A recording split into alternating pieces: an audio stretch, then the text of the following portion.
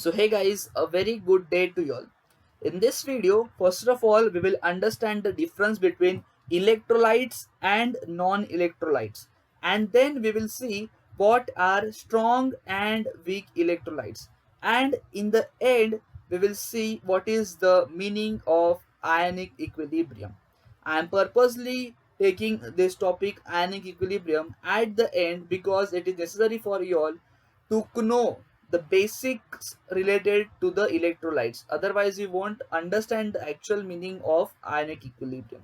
Okay, so without wasting much time, let's start with this video. So first of all, water soluble compounds. What is the meaning of this water soluble compounds? Any compound which can be dissolved in water. So water soluble compounds are basically classified into two types. The first one is electrolytes and the second one is non-electrolytes. Now, we will understand electrolytes and non-electrolytes individually. So first let us understand what are electrolytes. So electrolytes are compounds that dissociate into their ions in aqueous solution. Now what is the meaning of this? Let's understand with the help of an example. So here we take an example of NaCl, which is nothing but a electrolyte. So what happens is that when NaCl is added in water, it gets dissociated into its ions Na plus and Cl minus. So when you are going to add NaCl to water, it is going to dissolve in water and it will dissociate into ions Na plus and Cl minus. So this is what is the definition saying. Electrolytes are compounds like NaCl that dissociate into their ions in aqueous solution. Now what is the meaning of this aqueous solution over here? Aqueous solution is nothing but a solution where water is acting as a solvent. Like in our example, we are adding NaCl to water. Therefore, water is acting as a solvent. Therefore, the mixture of NaCl and water, the solution of NaCl and water is called as aqueous solution. So guys, I hope you all have understand the basic meaning of an electrolytes. Now, the aqueous solution of electrolytes conducts electric current. This is the most important point, guys. The aqueous solution of electrolytes conducts electric current. So can you see over here, the NaCl has dissociated into ions Na plus and Cl minus. So these ions helps to conduct electricity. Now how do they help to conduct electricity? For that we have a separate chapter called as electrochemistry. I have already uploaded all the videos related to that chapter. If you wish to watch that chapter, the link is given in the description box below, or you can simply click on this I button over here.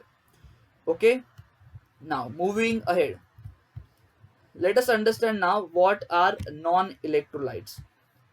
So non-electrolytes are compounds which do not ionize and exist as a molecule in aqueous solution. Now what is the meaning of this? Let's understand with the help of a example. So suppose if you take glucose C6H12O6, which is nothing but the molecular formula of glucose. So suppose if you take glucose and if you add glucose in water, then the glucose is not going to dissociate into its ions. I repeat myself again. If you take glucose and if you add glucose to water, glucose is not going to get dissociated into its ions. So when it is added to water, it does not dissociate into its ions. This is what is the definition trying to tell us. Non-electrolytes are compounds like glucose which do not ionize, after adding in water and exist as a molecule, exist as a complete molecule, uh, like a glucose in aqueous solution. Okay, now the aqueous solution of non-electrolytes does not conduct electric current. Now why it does not conduct electric current? Because it does not have ions. Like in the previous example of electrolytes, we were having ions. Here we do not have ions, and if we do not have ions, then how can we conduct electricity? Okay, so now after understanding the basic difference between the electrolytes and non-electrolytes, but in this chapter, that is our chemical equilibrium and ionic equilibrium, we are only going to study about the electrolytes. Now these electrolytes which get dissociated into ions after adding them to water are classified into two types: the strong electrolyte and the weak electrolyte. So let us study what is the difference between the strong electrolyte and a weak electrolyte. So starting first with the strong electrolytes. The electrolytes which dissociate completely or almost completely into ions are called as strong electrolytes. Now what is the meaning of this? Let's understand with the help of an example. Your NaCl, which is not only a electrolyte but it is a strong electrolyte. Okay, now suppose if you take 100 molecules of NaCl. So suppose if you take 100 molecules of NaCl, all the 100 molecules of NaCl will get dissociated into Na plus and Cl minus ions. Not 100 but at least 98 to 99 molecules will get dissociated into Na plus and Cl minus ions. So when NaCl is added to water, it gets completely dissociated. So all the molecules of NaCl are going to get dissociated into ions. Now if you read the definition of strong electrolytes, the electrolytes which dissociate completely or almost completely, that is 100% or 98% into ions, are called as strong electrolytes. These are more examples of strong electrolytes like strong acids, strong soluble bases, and strong salts. Okay, so I hope you have understood what is the meaning of a strong electrolyte. It is nothing but an electrolyte which gets completely dissociated. All the molecules get dissociated. Okay, now moving ahead. Here we need to understand what is an dissociation equation. So let us consider a strong electrolyte Na2SO4. So when you add Na2SO4 to water, what is going to happen? This Na2SO4 is going to get dissociated into 2 Na plus ions plus SO4 2 minus ions. So when Na2SO4 is added to water, it gets dissociated into 2 Na plus ions and 1 SO4 2 minus ion. This equation is called as a dissociation equation. Now you might be wondering what is the use of the dissociation equation. So let us understand what is its use. So for that, let us observe this equation very carefully. What is this equation trying to tell us? If you consider one molecule of Na2SO4, you are considering only one molecule of Na2SO4. So this one molecule of Na2SO4 after dissociating will give you 2 Na plus ions. Can you see over here? It is giving away 2 Na plus ions and only 1 SO4 2 minus ions. I repeat myself again. 1 Na2SO4 molecule after dissociating is giving you 2 Na plus ions and 1 SO4 2 minus ions. Suppose, let's say if I understood this concept, let's understand one question over here. The question says, if the solution contains 0.01 molar Na2SO4, which means that we have a solution of Na2SO4 where the concentration of Na2SO4 is 0.01 molarity. Now if I don't know what is molarity, then you can search on YouTube what is molarity by Sahil Sandeep Swichare, or you can simply search by the channel name, molarity by channel name. Okay, now if the solution contains Na2SO4 whose molarity is 0.01, then what will be the concentration of its ion after dissociation?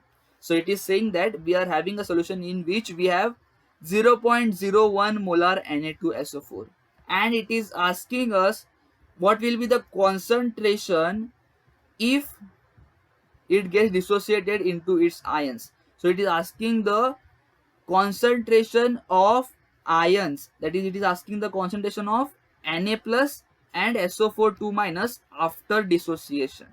So they have given us the concentration of Na2SO4 and they are asking the concentration of Na plus and SO4 2 minus. So basic one thing that we know from this equation, that one molecule of Na2SO4 is going to give us 2 Na plus ions. So here can I say that the ratio is 1:2.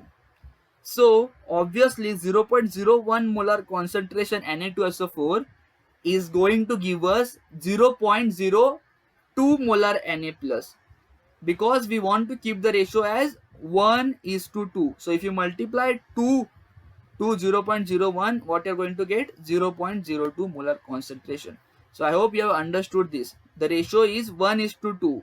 For each molecule we are getting 2 Na plus ions. So obviously for 0.01 molar concentration we are going to get 0.02 molar Na plus ions after dissociation of Na2SO4. Similarly, we know that one Na2SO4 molecule is going to give us one SO4 2 minus ion. So what will be the concentration of SO4 2 minus ions if 0.01 molar Na2SO4 gets dissociated? And guys, this answer you all have to comment below in the comments section. Okay, now moving ahead, let's understand weak electrolytes. So we have understood strong electrolytes and now it is time for us to understand what is weak electrolytes. So you might have already predicted what will be the definition of weak electrolytes. So it is nothing but the electrolytes which do dissociate into ions only slightly in aqueous solution are called as weak electrolytes. Which means that suppose if you take 100 moles of weak electrolytes, around 60 to 70 moles will get 60 to 70 moles will get dissociated and the rest 30 moles will not get dissociated into ions. Okay, now let's understand ahead in a better way. The examples are weak acids and weak base. So the examples of weak electrolytes are weak acids and weak base. Now guys, we are going to consider an example which is going to help us in a better way what is an weak electrolyte. Okay, suppose we have 100 molecules of NH3 and NH3 is your weak electrolyte. So let's say you have 100 molecules of NH3. So what is going to happen over here is that 60 molecules of NH3 will get dissociated into ions. So out of 100 molecules, only 60 are getting dissociated into ions. Whereas the remaining 40 molecules of NH3 do not get, here there is a mistake over here, they do not get dissociated and they are called as unionized molecules. So the remaining 40 molecules which do not get dissociated are called as unionized molecules. Okay, they are called as unionized molecules. Now can I say in a solution we are having ions that are produced by this 60 moles as well as we are having unionized molecules which are these 40 molecules. I repeat myself again. In a aqueous solution we are having ions which are produced by these 60 molecules as well as we are having unionized molecules which are nothing but these 40 molecules. So all the ions present in a solution and the unionized molecules are going to form equilibrium.